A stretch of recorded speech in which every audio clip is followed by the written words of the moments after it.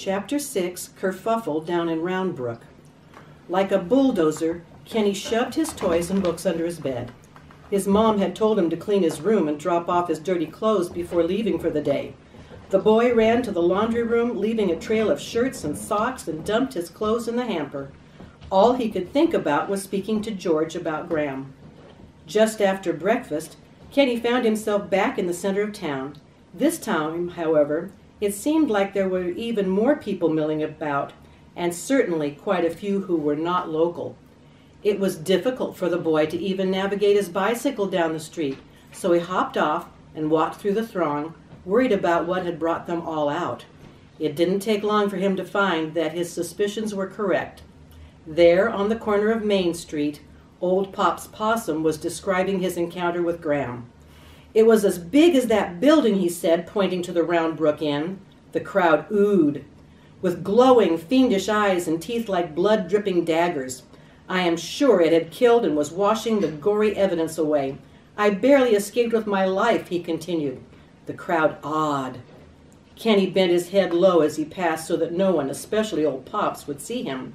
"This can't be happening," he muttered to himself. He turned the corner and ran smack dab into a band of roving minstrels, singing tales of terrible dragons, gallant knights, and beautiful maidens.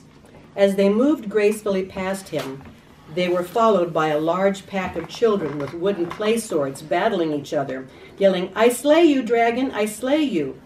Watching in total shock as the kids ran down the street, Kenny bumped into a vendor pushing a large cart. "Dragon-embroidered tunics and tees," the stout fellow yelled. "Get your official shirt with the Round Brook dragon on it." He paused for a moment and looked down at Kenny. "You look like a small," he said, and dropped a shirt into the boy's hand. It was emblazoned with a cartoonish, goofy drake blasting orange fire.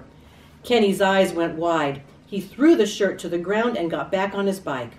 He was in such a rush he almost ran over a little girl biting the head off of a dragon-shaped cookie. Regaining his composure, he found his way to the quiet alley where George's shop was. He slid off his bicycle and pounded on the heavy wooden door. The sign in the smudged window read, "Closed on Sunday." An elderly gentleman badger, older than his father, answered. He had gray hair and a white beard and mustache, and he spoke in a gravelly yet spirited voice. "Kenny, my lad, my squire, so very good to see you. Come in," he said as he welcomed the boy into the shop, locking the door behind him. They walked behind the counter, through the office, up the stairs, and into his little home on the second floor. "Charlotte mentioned you had stopped by. Can I get you a drink? Birch beer, perhaps?"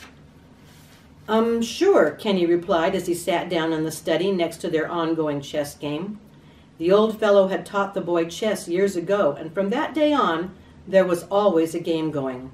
"Because," George had once told him, "in life you must always plan your moves. Think before you act. Move toward a favorable outcome." Right now, Kenny couldn't think of chess strategies at all, or any sort of favorable outcome, for Graham, based on what he'd just seen in town. He glanced around the cluttered, dusty room. An antique clock ticked in the corner beneath a faded tapestry hanging on the wall. A large chest with a huge padlock was sitting in the opposite corner. Kenny didn't recall having seen it before, but there were so many books stacked on every available surface that it had likely been buried underneath his past visits. George walked in and sat down with 2 frothy mugs. "Here you go, son. Drink up. It's your turn, you know." The old fellow sat as he gestured toward the game. "So sorry that I missed you yesterday. I was beginning to wonder if you'd forgotten me. It certainly has been a while, and I've so much to tell you." "Me too," Kenny replied and took a sip of his birch beer. "I am glad you returned the books you borrowed. I sold all our copies of the King's Royal Bestiary last night and had to order more. It seems like everyone is in a frenzy over this dragon sighting, but I can tell you it will be all over quite soon."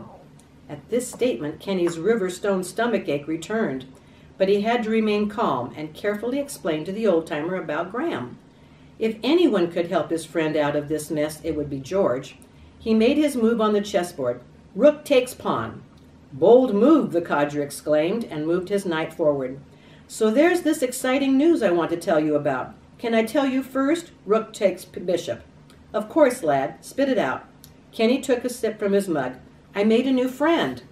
A new friend, you say? From school? Have you been playing chess with him? George chuckled. Because you're certainly giving me quite a wallop on the battlefield today. Not from school, no. Actually, he's new in town, and I really want to introduce you to him. I think you guys will really get along. A friend of yours is a friend of mine. By all means, bring the lad by. In fact, there was a knock at the door. With a hold that thought gesture, George ran downstairs and answered it. Kenny couldn't see much from where he was sitting, but it sounded like someone was delivering a package. A friend of yours is a friend of mine, he said to his mug, and smiled. Perhaps this wasn't going to be so difficult after all. The stomachache began to fade, and he heard a hearty, "Thank you, sir," from the downstairs right before the door slammed shut. George returned to his study holding a large, ornately sealed scroll. He was smiling from ear to ear. He sat down on the trunk with the large padlock. "What?" Kenny said. "What is it?" "Yesterday I received word from the royal palace, officially requesting me to come out of retirement," George said, pointing to some letters on his desk. So it was true. The old-timer really had worked for the king after all. His stories of life as a cavalier and armed horseman were real. "And today," George said as he held up the scroll, "I received my official orders for one final task, and it is a most honorable task, I might add." "Orders?" Kenny asked. But the answer was slowly dawning on him. He glanced down at the trunk with the padlock. On a small, rusty brass plate, it read, "From His Majesty's Royal Armory, property of George E. Badger." King, orders, armor. George was a knight. The old gent stood gallantly, opened the scroll, cleared his throat, and read, "My dear George, it has been ages since we last spoke. I do hope this letter finds you still in the best of health and your little shop thriving. The court has never quite been the same since you retired. If I may be so bold as to get right to the point, I would ask one last request requiring your special skills for our great land. It seems there is a bit of a kerfuffle down in Round Brook that only you can resolve. I do hope you are up for it, as there is no one else in all our lands who can handle this as well and as professionally as you. You're such a saint for doing this. As always, I remain your faithful friend and ruler, the King. P.S. Don't let me down. I bet 4-1 you'll be triumphant. P.P.S. Can you send over a copy of the Bestiary? It seems I have misplaced mine." George stood with his hands on his hips, clearly invigorated by the letters. "Well, what do you think of that?" The river stone had expanded beyond Kenny's stomach. He could feel it pressing into his throat. He knew what George was going to say, but he had to ask. He needed to know for sure. "What is it that he is asking you to do?" The knight opened the trunk, revealing a complete suit of armor. It was elaborately engraved, yet tarnished in spots. "My dear boy," he said, pulling out a long, gleaming sword, "I am his devil dispatcher, his scourge remover. I am the kingdom's #1 dragon slayer."